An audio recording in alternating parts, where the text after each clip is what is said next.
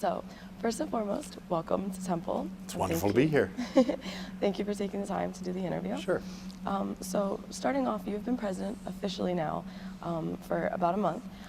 Have your priorities changed, or how has your experience been so far?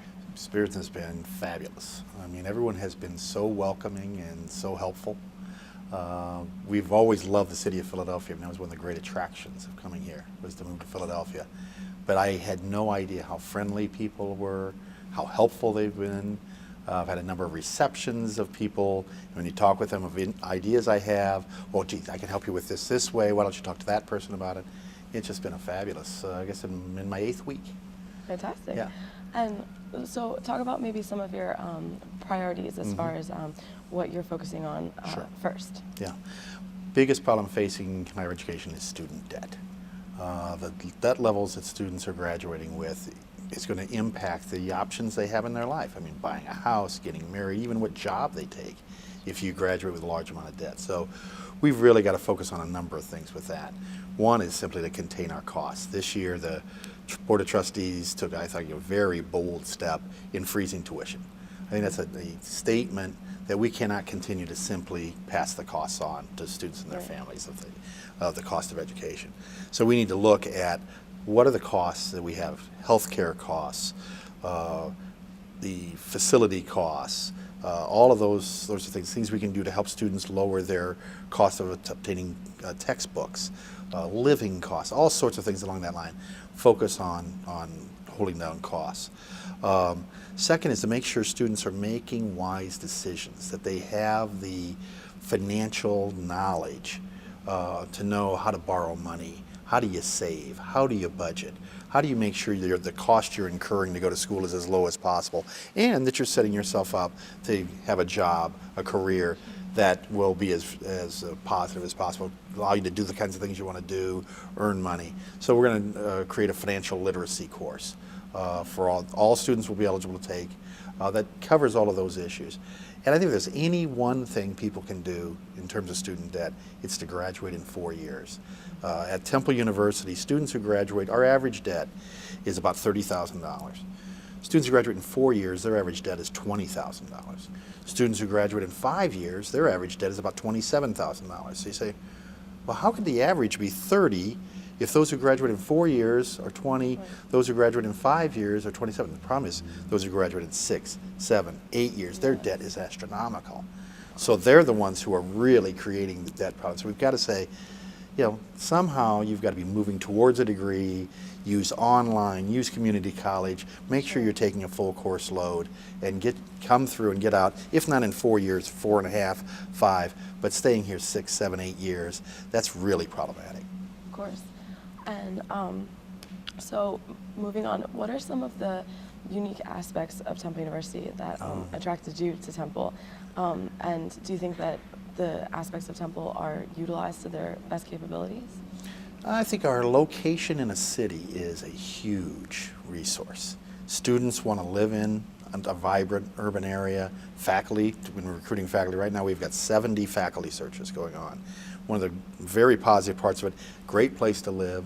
A lot of people have spouses, partners that need employment as well. In a large city, that's much more easy to do. I think we have that. Where we could do better is letting more people know what a great place Temple University is. The academic programs here are unparalleled. This is a very, very good university. Quality of faculty, quality of students. We need to do a better job of telling our story to here, but also beyond, so that we attract students, attract faculty to come here. And one of the newest campaigns, of course, is Temple Made. Yes. So what are some ways that you are trying to attract more people and get the word out about Temple? Yeah, well, it's simply, part of it is marketing, just what you're saying. Also is having strategic plans that we can talk to people about. We're just getting started with an academic strategic plan. We have 17 schools here, very strong, but there needs to be, okay, what is going to be the priority? Where are each of them going, so that we can talk to prospective students 5 years from now, 10 years from now. what is that degree going to look like? What's going to be the value of it? What is the emphasis going to be? Because you can't do everything for everyone. So strategic plans academically, we're doing that on the facility side. We're doing a master plan that will combine Ambler, Center City, the main campus, the health center, into what is it we want to do with this neighborhood? What's our involvement with it? What are the facilities? What is the parking? What's the transportation? What's housing going to look like? All of those sorts of things, so that we have a 20-year plan that we're working towards. So it's simply easier to be communicate well if you have a plan that you can share with people. This is where we're going. So that's the process we're in. Number one is I'm spending a lot of time with alumni, with students, with faculty. What are your issues? I mean, you all know this place much better than I do. I've been here 8 weeks, right? So what are the things that I should be concerned about? What should be my priorities? And just getting out and talking to people who know the place best. And then in October, we will lay out a 5 to 10 year plan of where we hope to go.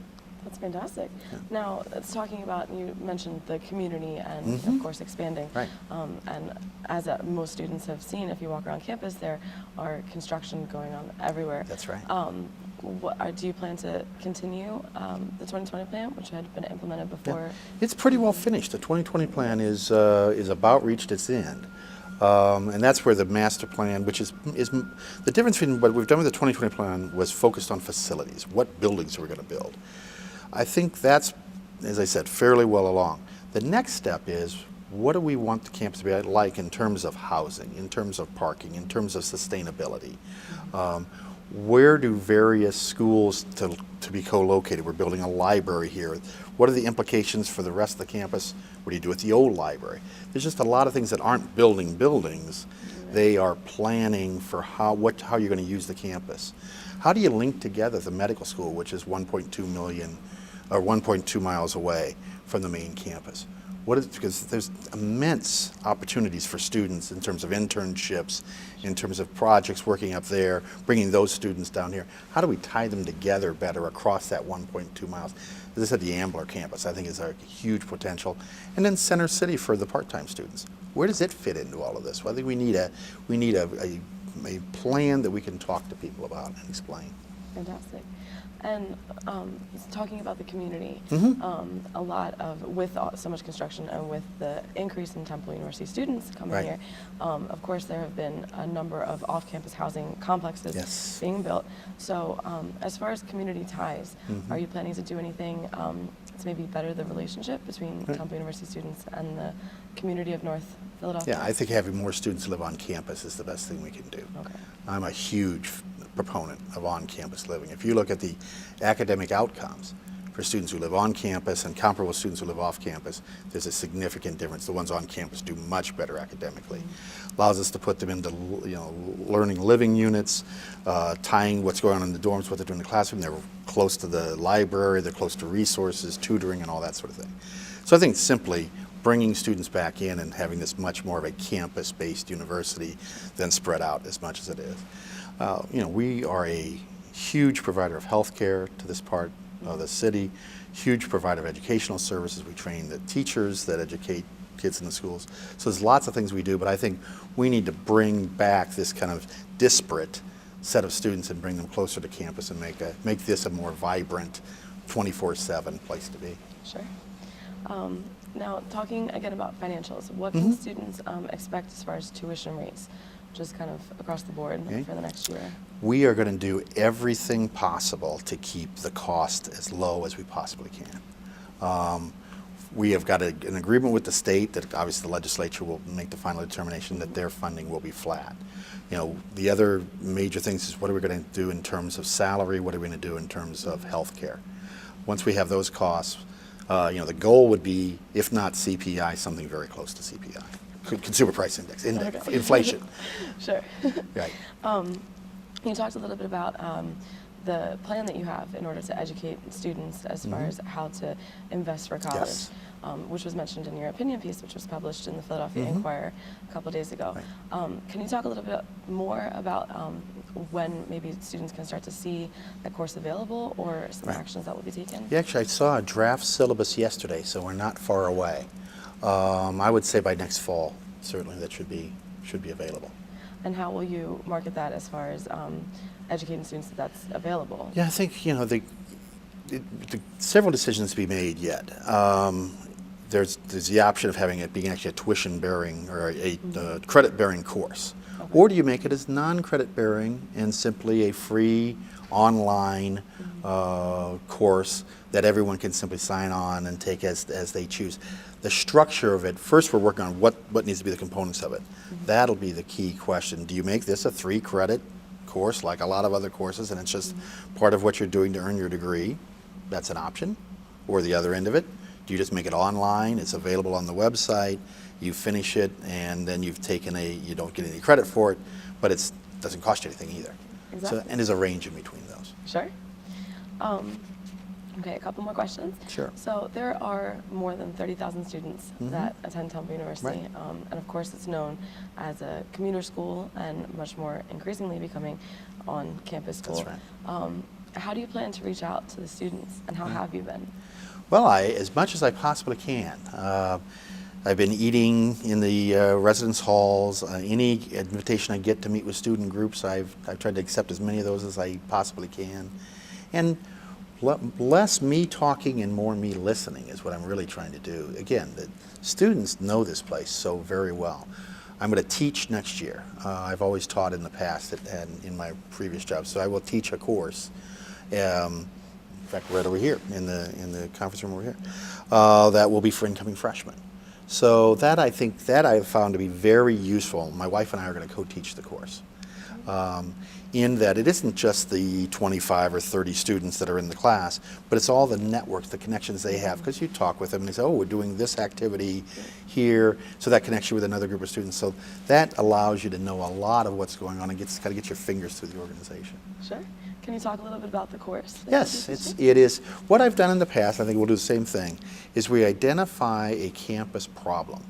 And then we spend the year saying, okay, this is a problem we all agree exists here. What are the alternatives? Who would you consult in those alternatives? And then at the end of the course, the product of the course is they, divided into groups, make a presentation as though they were a consultant the university has hired of what should the university do it with implementation plans and everything. And that's one of the reasons to go when I taught this course at Indiana, it was for seniors. Here for incoming freshmen is one of the great frustrations I would have is the following year when I went to actually implement some of these ideas, the students, of course, had all scattered to their jobs and careers in graduate school and everywhere else. Here, as freshmen, I think we could have alumni sessions, bring them back in, and really build a cohort of leadership of student leadership across the campus. That's great. It will be great fun. We love it. It's been a lot of fun over the years, and the student evaluations have been good. So the students have enjoyed it as well. That's great. Yeah. So as far as you mentioned doing things with your wife, you're teaching with your wife. Right. Can you talk a little bit about your relationship with her as far Sure. as doing things together and Yeah. her involvement here? Yes. Well, she and I have very similar values. She's a great listener. So there are just so many issues that come across my plate, and she and I just sit and talk, and she has the best advice because she can really kind of take it away from the specifics of the situation. Too often I get myself too far down into the details. And she'll say, yeah, but isn't the issue, student right to this or a faculty issue there? I guess that's right, it is. So she's able to really pull back from the issue and is a great advisor, great friend. We've married 30 years. Well, congratulations. Yes. I'm a lucky man.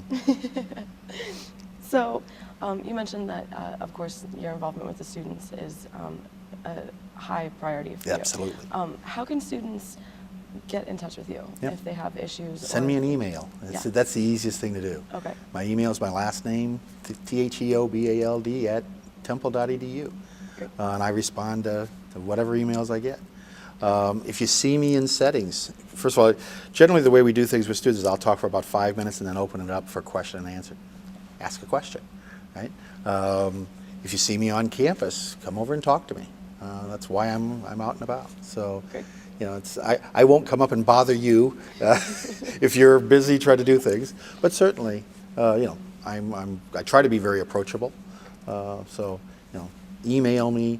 ask questions in public settings, come up and talk to me. If I'm eating in the residence hall, come over, sit down and chat, you know, whatever. What are your issues? What are your priorities? That's what I want to know. Fantastic. And then final question, would you like to leave a message to the viewers of Temple Update or to the Temple community? Yeah, I am so pleased with how the first 8 weeks have gone in this job. This is a great university. It has tremendous potential. It's in a wonderful city to live. There, we just simply need to get very intentional about our plans, work together, determine what it is we want this university to be, and there are no limits to, I think, our ability to meet those goals. That's great. Great. And then one follow-up Sure. question. Where do you see Temple, I mean, with so much change going on, especially in the last couple of years, and so much change to come, where do you see Temple, say, maybe in the next short term, maybe 3 years to 5 years? I think I see greater number of students living on campus and very close to campus. I see much more of students out doing internships and other applied experiences that gets them ready for the job market. Hopefully that leads to the students on campus, the students moving off campus, creates a more vibrant campus life. So I see very positive, student-centered approach here 5 years from now, and hopefully people graduating in less period of time than they are now. Fantastic. And then is there anything else you'd like to add No. that I might not have covered? Thank you for the opportunity to talk. Thank you very much. I appreciate your time. Have a great day. That sounds good to me. Thanks.